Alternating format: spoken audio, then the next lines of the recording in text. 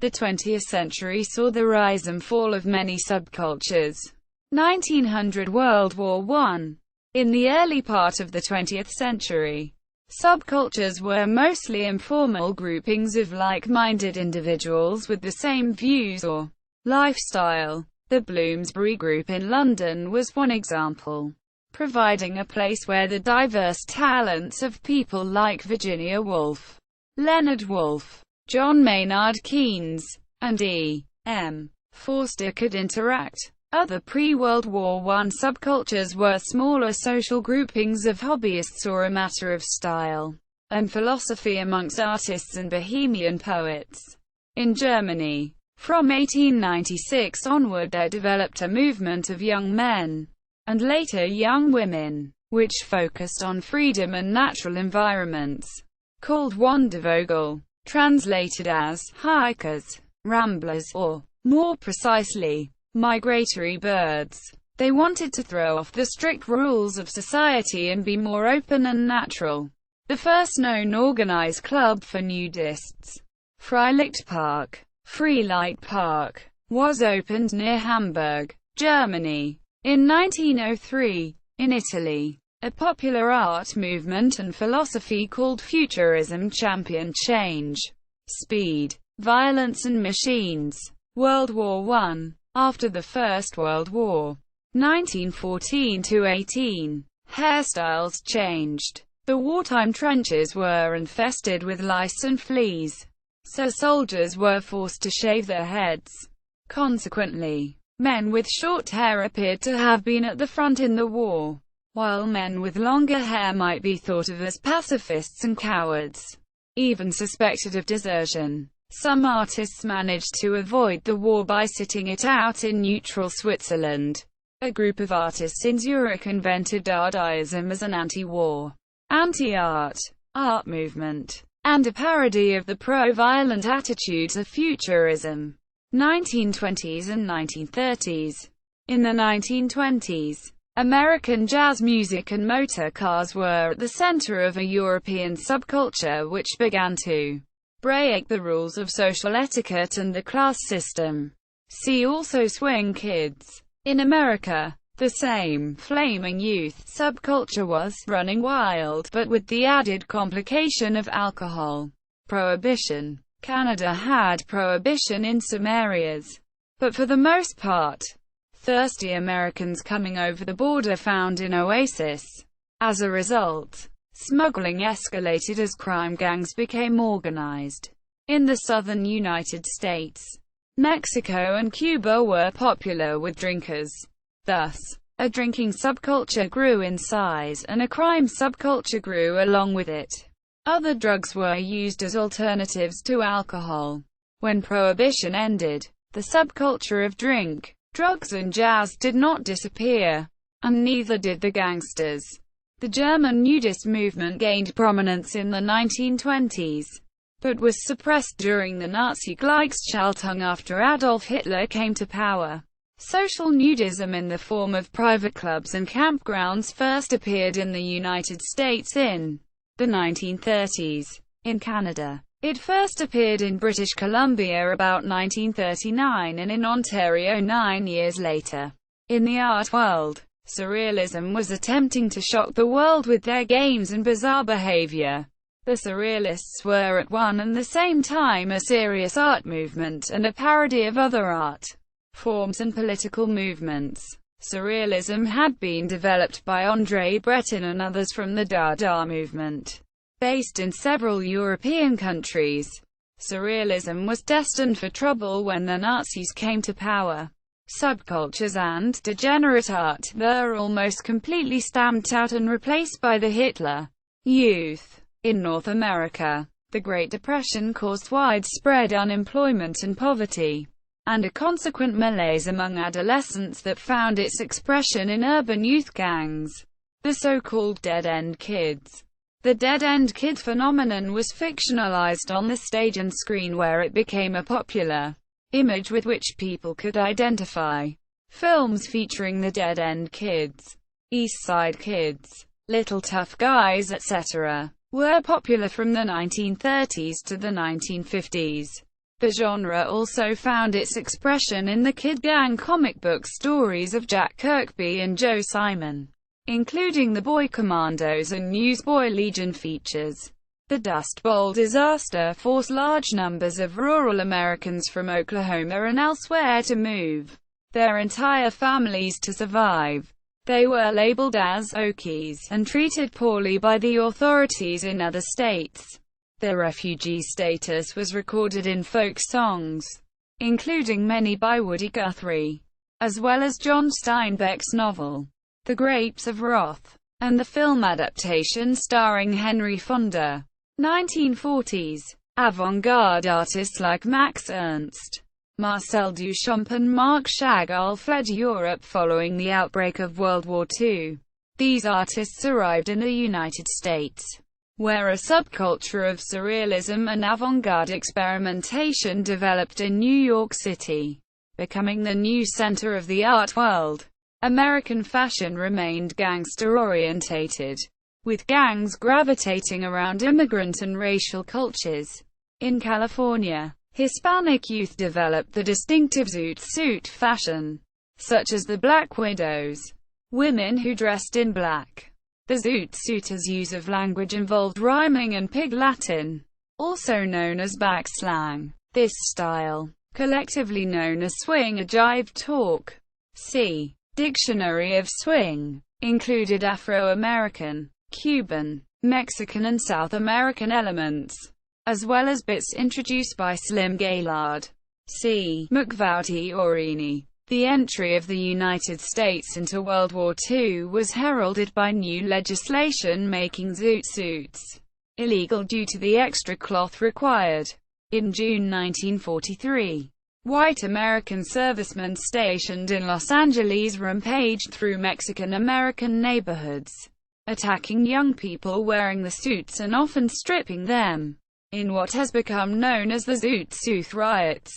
The riots in Los Angeles were part of a nationwide phenomenon of urban disturbances arising out of wartime tensions exacerbating long-standing racial discrimination in America.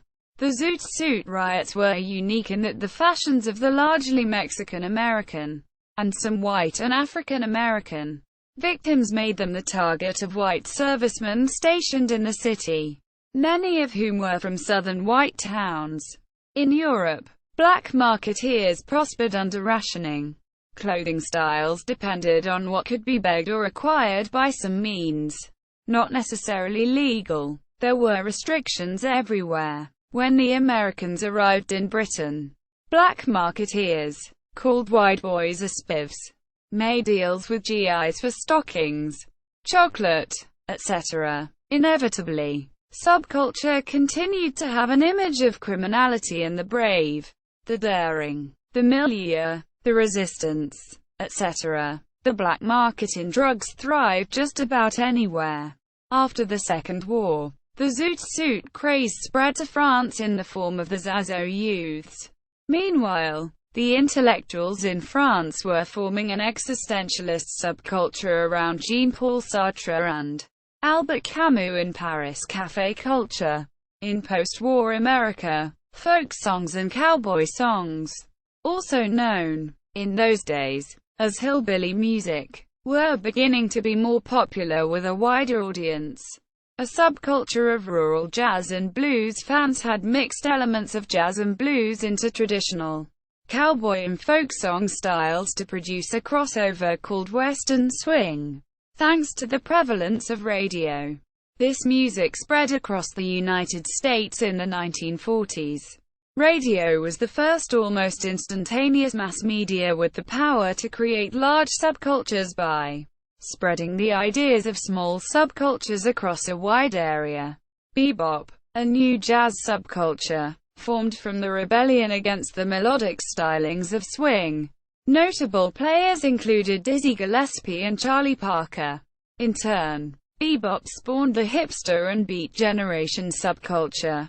In 1947, Jack Kerouac made an epic journey across America, which he would later describe in his novel, On the Road. In the same year, there was an incident involving a motorcycle gang at Hollister, California. and Harper's Magazine published a story about it. In 1948, the Hells Angels formed in Fontana, California. The Hells Angels began as a motorcycle club looking for excitement in adult times after the end of the war and became notorious as time passed. Motorcycle gangs in general began to hit the headlines. In 1953, the film, The Wild One, was released starring Marlon Brando. 1950s. The existentialists had a profound influence upon subcultural development. Jean-Paul Sartre and Albert Camus transferred their French resistance underground campaign to the context of a cultural revolution, and the American beat scene joined the movement. The emphasis on freedom of the individual influenced the beats in America and Britain, and this version of existential bohemianism continued through the 1950s and into the 1960s under the guise of the Beat Generation. Beards and longer hair returned in another attempt at returning to the image of peacetime man and the normality which had existed before the two wars. At the same time, as a result of American post-war prosperity, a new identity emerged for youth subculture. The teenager jazz culture was transformed, by way of rhythm and blues, into rock and roll culture. There are various suggested candidates for which record might have been the first rock and roll record. At the same time, jazz culture itself continued but changed into a more respected form, no longer necessarily associated with wild behavior and criminality. From the 1950s onward, society noticed an increase in street gang culture, random vandalism and graffiti. Sociologists, psychologists, social workers and judges all had theories as to what was causing the increase to urban trouble, but it was later accepted that it developed in protest to the older generation's pro-white supremacy views. The consensus has generally tended to be that the modern urban environment offers all the bright lights and benefits of the modern world, but often provides working-class youths with little in reality. This theory and others were parodied in the musical West Side Story, based on Shakespeare's Romeo and Juliet, in song lyrics such as Jet Song, America, and G. Officer Crookie. Moral panics surrounding the advent of teenager subcultures and a perceived rise in adolescent criminality led to several attempts to investigate and legislate youth behavior, such as the Senate Subcommittee on Juvenile Delinquency.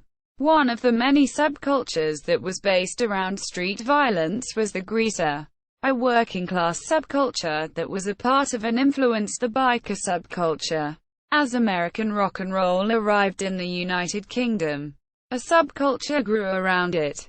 Some of the British post-war street youths hanging around bomb sites in urban areas and getting drawn into petty crime began to dress in a variation of the zoot suit style called a drape suit, with a country-style bootlace tie, winkle-picker shoes, drainpipe trousers, and Elvis Presley-style slicked hair.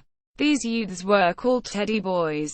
For a night out dancing at the Palais, their girlfriends would usually wear the same sort of poodle skirts and crinolines their counterparts in America would wear. For day-to-day wear there was a trend toward girls wearing slacks or jeans. At the time, the idea of girls wearing trousers and boys taking time over their hairstyles was socially shocking to many people. British youth divided into factions. There were the modern jazz kids, the trad jazz kids, the rock and roll teenagers, and the skiffle craze. Coffee bars were a meeting place for all the types of youth, and the coolest ones were said to be in Soho, London. In Britain, the political side of the Beat Generation was the anti-nuclear movement led by CND. And the bomb marches became a very successful British social phenomenon. Teenage music and subculture was parodied in the 1957 play and 1962 movie, The Music Man, particularly in the song Ya Got Trouble. In the United States and Australia, Hawaiian-influenced surfing was the new youth sport. A whole subculture grew around the sport and the associated parties, clothes, speech patterns and music. During the same time frame, skateboard riding developed as a parallel lifestyle to wave riding. Both forms of board riding continued throughout the remainder of the century and into the next. From these two sports, young people learned to provide their own social structure within which they could display skills and excellence. In the Congo Free State, now known as the Democratic Republic of the Congo, a youth subculture known as the Bills flourished, taking Western movies and cowboys as their main influence. In the Netherlands, two youth groups evolved in big cities like Amsterdam, Rotterdam and Utrecht. One group, the Nozems, similar to the British Teds, and another called the Artisteekkelingen, who can be compared to the bohemian artists of pre-World War France. The Nozems spent their time listening to rock and roll music, driving motorcycles through town and picking up ladies, while the Artisteekkelingen would discuss philosophy, paint, draw and listen to jazz music. 1960s. In the 1960s, the Beats, aka beatniks, grew to be an even larger subculture, spreading around the world. Other 1960s subcultures included radicals, mods, rockers, bikers, hippies and the freak scene. One of the main transitional features between the beat scene and the hippies was the merry prankster's journey across the United States with Neil Cassidy and Ken Kesey in a psychedelically painted school bus named Further. In the USA, the hippies' big year was 1967, the so-called Summer of Love. The rude boy culture originated in the ghettos of Jamaica, coinciding with the popular rise of rocksteady music, dance hall celebrations and sound system dances. Rude boys dressed in the latest fashions, and many were involved with gangs and violence. This subculture then spread to the United Kingdom and other countries. The mod subculture began with a few cliques of trendy teenage boys in London, England in the late 1950s, but was at its most popular during the early 1960s. Mods were obsessed with new fashions such as slim cut suits, and music styles such as modern jazz, rhythm and blues, soul, ska, and some beat music. Many of them rode scooters. The mod and rude boy cultures both influenced the skinhead subculture of the late 1960s. The skinheads were a harder, more working-class version of mods who wore basic clean-cut clothing styles and favored ska, rocksteady, soul and early reggae music. The disco scene originated in the 1960s, with discotheques such as the Whiskey A Go-Go and Studio 54. Subcultures were often based on socializing and wild behavior, but some of them were centered around politics. In the United States, these included the Black Panthers and the Yippies. Allen Ginsberg took part in several protest movements, including those for gay rights and those against the Vietnam War and nuclear weapons.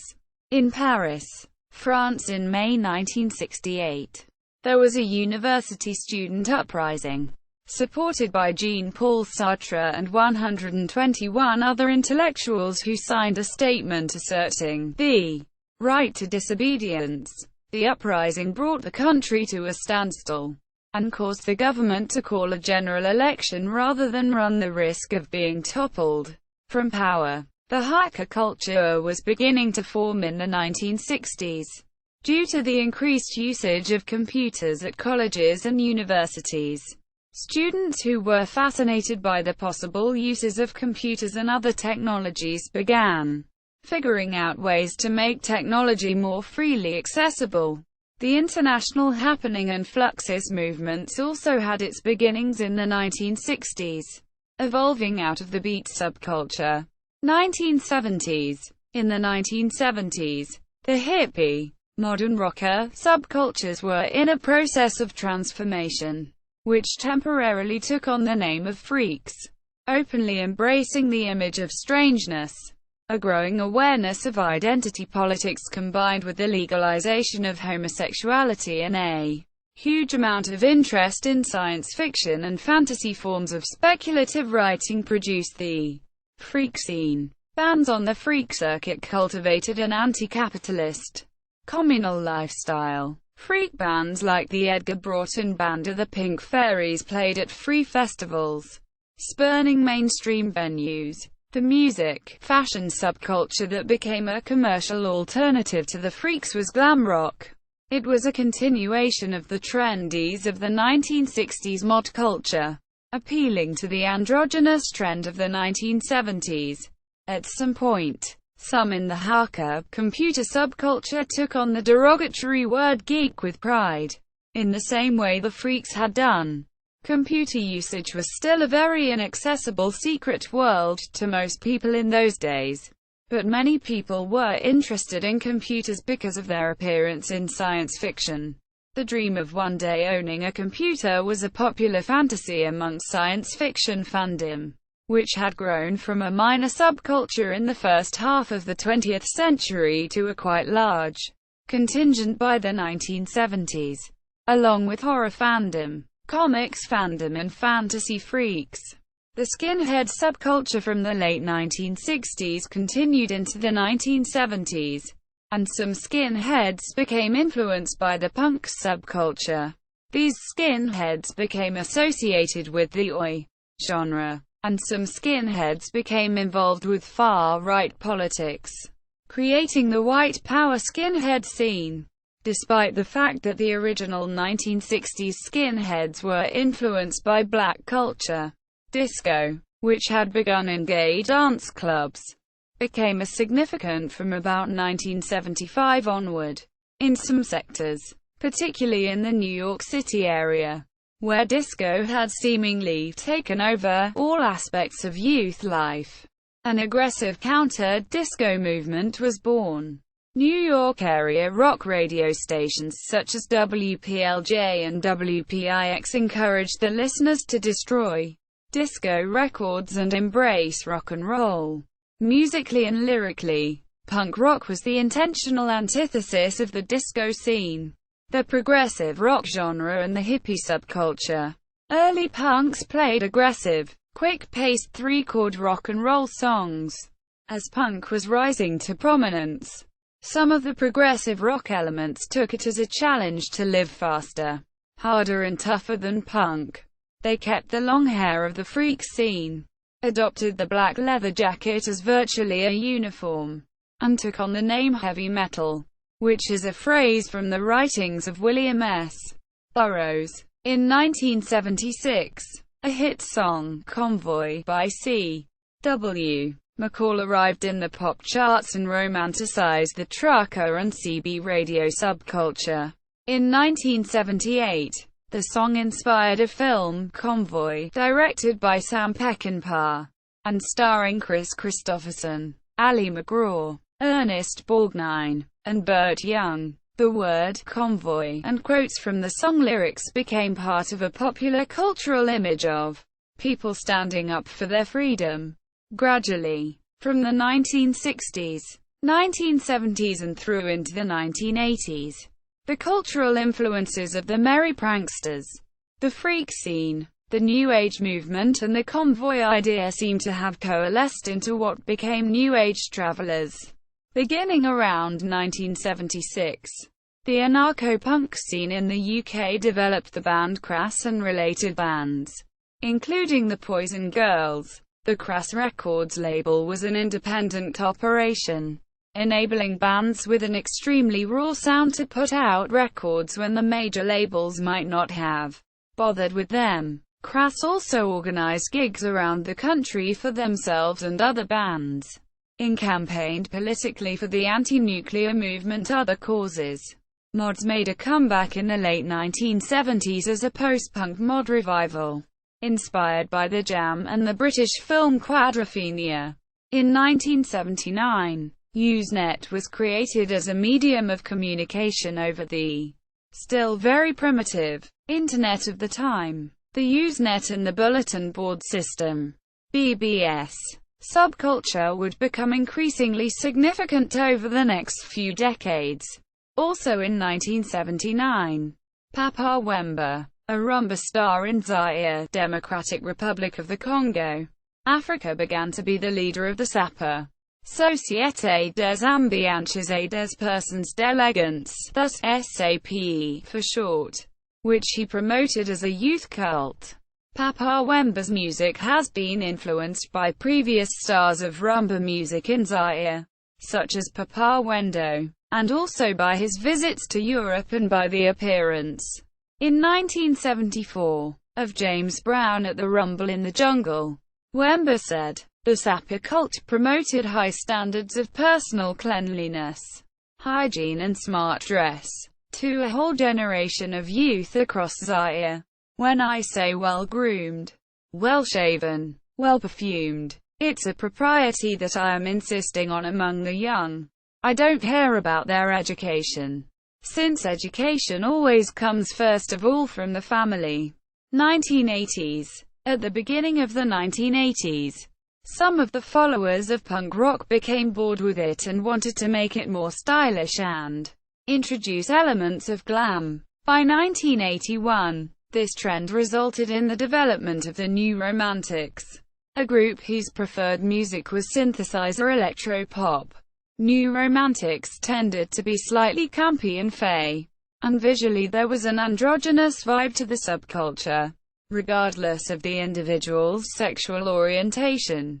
Clothing styles demonstrated a return to the freak scene's roleplay of fashions from previous eras, or imagined future ones in order to use fashion to create a time warp. According to the music press at the time, the New Romantics identified themselves using a number of alternative terms including futurists and the cult with no name. Quote, "Other punk rock followers took the genre and culture further underground, where it evolved into a faster, harder genre coined as hardcore punk. Along with the hardcore scene came the straight edge subculture. Straight edge is a lifestyle that advocates abstinence in relation to tobacco, alcohol and recreational drug use, especially psychoactive and stimulant drug use, and for some people, in relation to promiscuous sexual behavior." Other former punks searching for a new direction around 1979 eventually developed into the nucleus of what became the goth subculture. The goths are a subculture of dark dress and gloomy romanticism. Unlike the New Romantics, goth has lasted into the 21st century. In the UK, goth reached its popular peak in the late 1980s. In American urban environments, a form of street culture using freeform and semi-staccato poetry, combined with athletic break dancing, was developing as the hip-hop and rap subculture. In jazz jargon, the word rap had always meant speech and conversation. The new meaning signified a change in the status of poetry from an elitist art form to a community sport. Rappers could attempt to outdo each other with their skillful rhymes. Rapping is also known as macking, which is one of the four main elements of hip-hop. Macking, DJing, graffiti art, and breakdancing. From the early to mid-1980s, poetry culture in a broader sense caught the same kind of energy as rap, and so began the first of the poetry slams. Poetry slamming became an irregular focus for the latest wave of poetry aficionados. In 1985, Stonehenge Free Festival was disrupted by a massive police presence attempting to prevent the festival and break up the peace convoy. The resulting Battle of the Beanfield was the largest mass civil arrest in English history. Free parties and raves began from the mid-80s and became a flourishing subculture. The music embraced by this subculture was electronic dance music, which developed from techno, pioneered in Detroit and Chicago by people like Juan Atkins, Derek May, and Kevin Saunderson, as well as electronic music pioneered by Karl-Heinz Stockhausen, John Cage and others, taken by way of progressive rock bands like Hawkwind, filtered through the sounds of dub reggae and the electro-pop bands like Kraftwerk and Depeche Mode, and given a different twist via Art of Noise and early hip-hop and recycled psychedelia. Towards the end of the 80s, rave culture had diversified into different forms connected to music, such as acid house and acid jazz, and would continue to diversify into the 90s. Rave culture thrived from the mid-80s to the end of the century and beyond. The Usenet and BBS subculture had developed a subculture which involved its own forms of etiquette and behavior patterns, both social and antisocial, and the phenomena of trolling, spamming, flaming, etc. The computer subculture was also influenced by fictional subcultures in cyberpunk literature. 1990s. The term Generation X or Gen X, popularized by Douglas Copeland's novel Generation X, Tales for an Accelerated Culture, was used to describe the generation that followed the baby boom generation, or those who came to adulthood in the late 1980s and early 1990s. In the UK, the Britpop scene arose in the 1990s, influenced by the 1960s mods, the 1970s, 1980s mod revival, and other British rock music and subcultural styles. On the west coast of the United States became popular a style of alternative rock known as grunge, pioneered by bands like Nirvana, Soundgarden and Mudhoney, which developed his associated subculture. One of the main technological developments of the 1990s was the World Wide Web, running on the older infrastructure of the Internet. The web allowed small subcultures to grow into large global online communities. Online game communities, forums, chat rooms and internet cafes became popular. The 1990s saw the rise of the anti-globalization movement. This was a response to the increased impact of globalization and global capitalism. The anti-globalization protest movement was accompanied by the Fair Trade movement. 21st century, named in relation to Generation X, Generation Y or Echo Boomers, a reference to the fact that many of the parents of this generation had belonged to the baby boomer generation, consisted of individuals that had come to adulthood during the 2000s.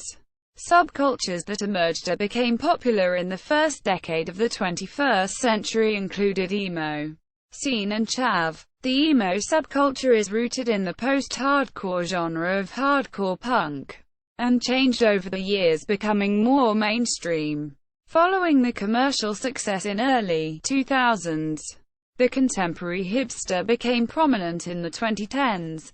On March 20, 2014, Alexis Petridis, a journalist for the British newspaper The Guardian, claimed that subcultures were rapidly declining, with only emos and metalheads having any visual significance. See also History of Sexuality, Music History, Post-Industrial Society, Sexuality and Gender Identity-Based Cultures, Subculture and List of Subcultures. Stefan. References. Further reading. This is the Beat Generation by James Campbell. We Are the People Our Parents Warned Us Against by Nicholas von Hoffman. Hell's Angels. A Strange and Terrible Saga by Hunter S. Thompson. The Electric Kool-Aid Acid Test by Tom Wolfe. Mod. A Very British Phenomenon. Rawlings. Terry. 2000. London. Omnibus Press. ISBN 0-7119-6813-6. Mods. Barnes. Richard. 1979. London. Eel Pie Publishing Limited. ISBN 0-85965-173-8.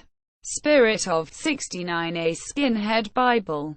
Marshall. George. 1991. Dunoon. Scotland. S. T. Publishing. ISBN 1-898927103. Kante. Richard C. March 2009. Gay Men and the Forms of Contemporary U.S. Culture. London. Ashgate Publishing. ISBN 0-7546-7230-1.